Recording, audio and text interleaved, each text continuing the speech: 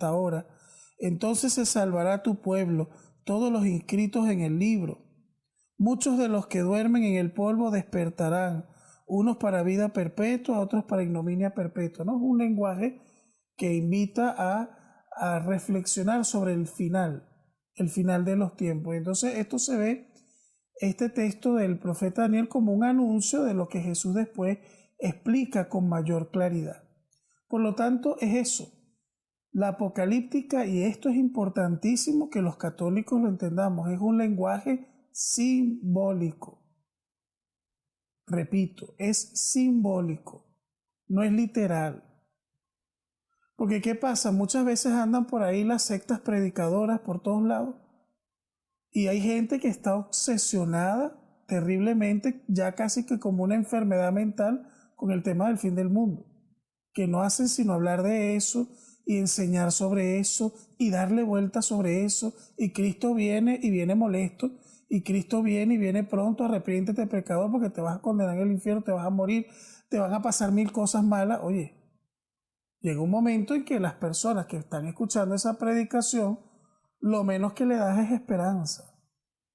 Eso es lo más terrible y lo más negativo que muchas veces podría suceder. Tantas cosas bonitas que hay en la Biblia y gente que se enfrasca solamente en ese tema. Pero ¿por qué no hablar de la misericordia de Dios? ¿Por qué no hablar del amor de Dios?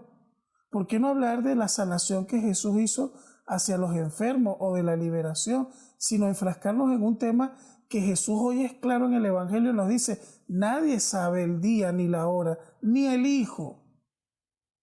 Pero hay gente que le pone fecha al fin del mundo y al final de los tiempos.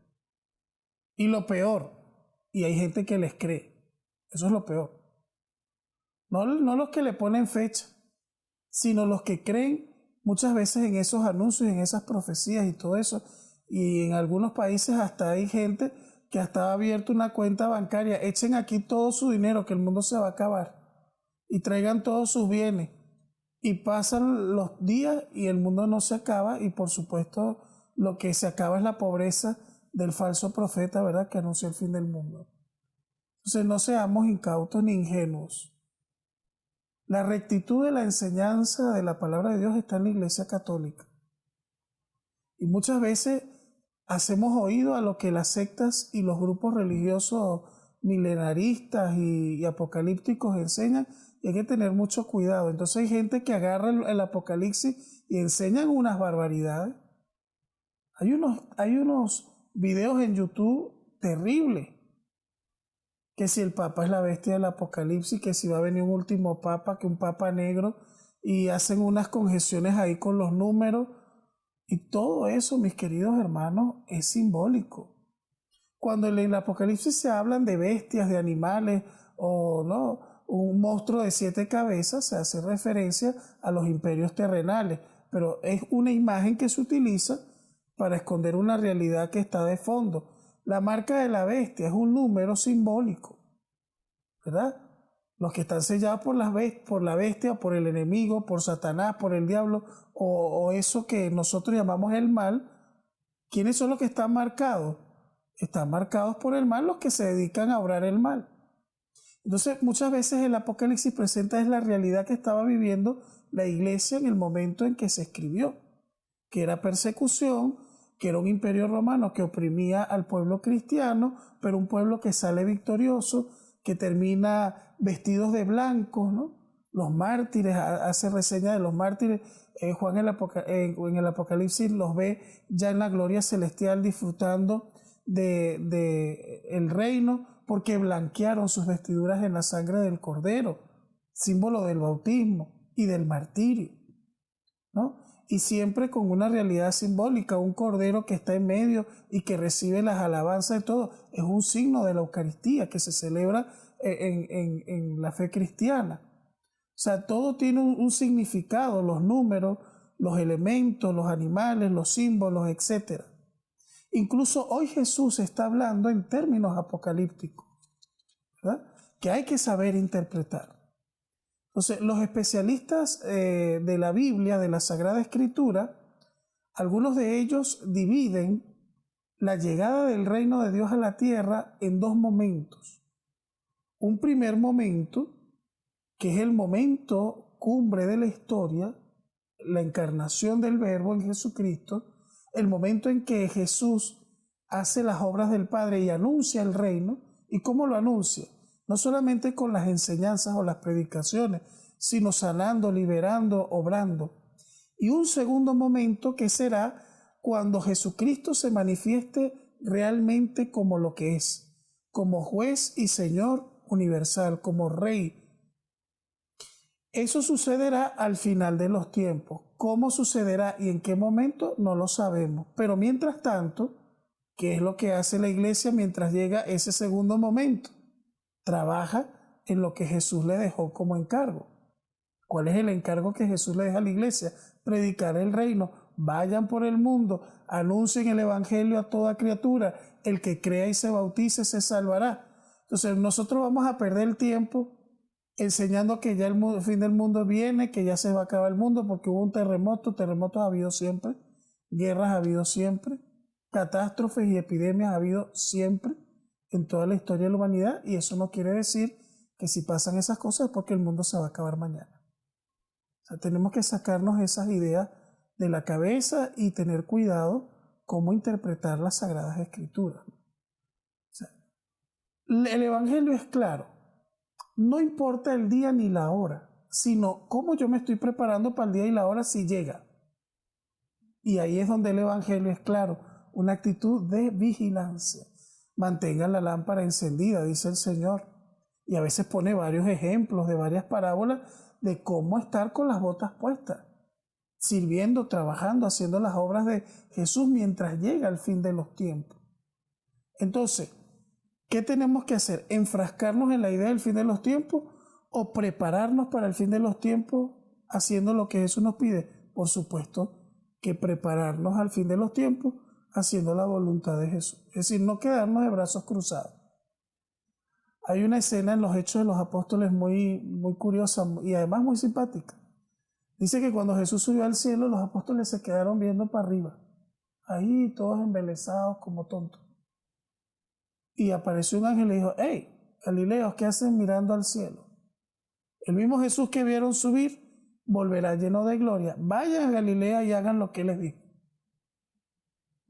O sea, no se queden ahí viendo para arriba, esperando que llegue el momento, ¿no? Incluso este tema del fin de los tiempos, muchos interpretaban en la iglesia primitiva que eso iba a pasar ya, que Jesús iba a regresar rápido. Entonces algunos no trabajaron ni hicieron nada. Entonces Pablo nos dice el libro de los Hechos de los Apóstoles que tuvo que hacer una colecta para los hermanos de Jerusalén, porque estaban muriéndose de hambre, estaban en la mendicidad. Y les llevó la colecta, pero les echó un regaño. Incluso después repetía con mucha frecuencia: el que no trabaje, que no coma, porque el obrero es el que merece el salario. O sea, llamando a que no nos quedáramos de brazos cruzados esperando una venida de Jesús. Jesús va a volver, claro que sí. Eso es indiscutible y lo decimos en el credo cada vez que rezamos el credo. Desde allí ha de venir a juzgar a vivos y muertos, y su reino no tendrá fin. Ese día lo esperamos. Y la Eucaristía que celebramos cada domingo es una espera, ¿verdad? Cuando el sacerdote después del Padre Nuestro dice el embolismo que se llama, que es esa oración que viene después del Padre Nuestro: líbranos, Señor, de todos los males, dice: mientras esperamos la gloriosa venida de nuestro Salvador Jesucristo. O sea, la Eucaristía es una espera vigilante. Cada vez que tú participas en la Eucaristía y lo dices después de la consagración: anunciamos tu muerte, proclamamos tu resurrección. Ven, Señor Jesús. Que venga, no sobre el altar, porque ya está en el altar. Desde el momento de la consagración, Cristo se hace presente en el altar, sino que venga en su segunda venida, lo pide la iglesia en cada Eucaristía. Pero no hay fecha.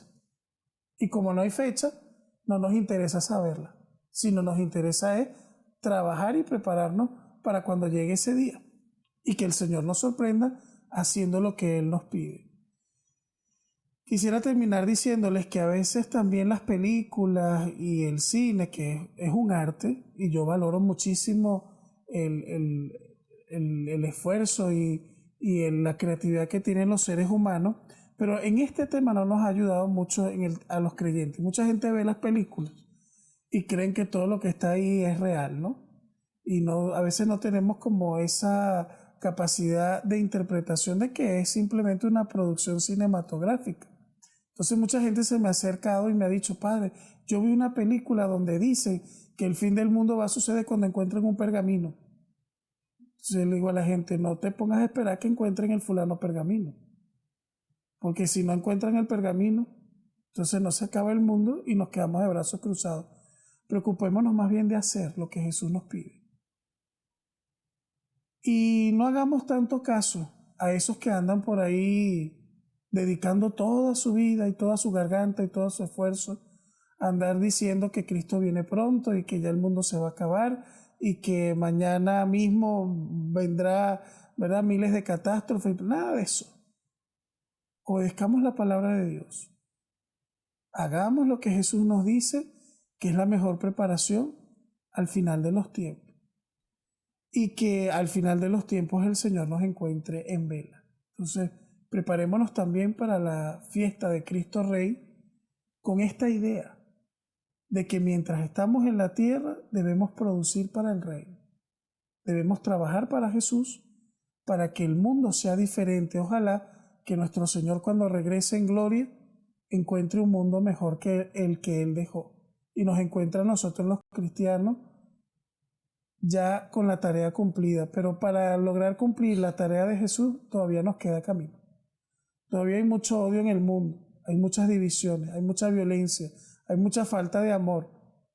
Todavía ahora los cristianos es que nos queda seguir trabajando para acabar con toda esa realidad y que reine Jesús. Reine el amor, reine la justicia y reine la paz. Hasta que eso no se realice, todavía la tarea está incompleta. Que así sea. Amén.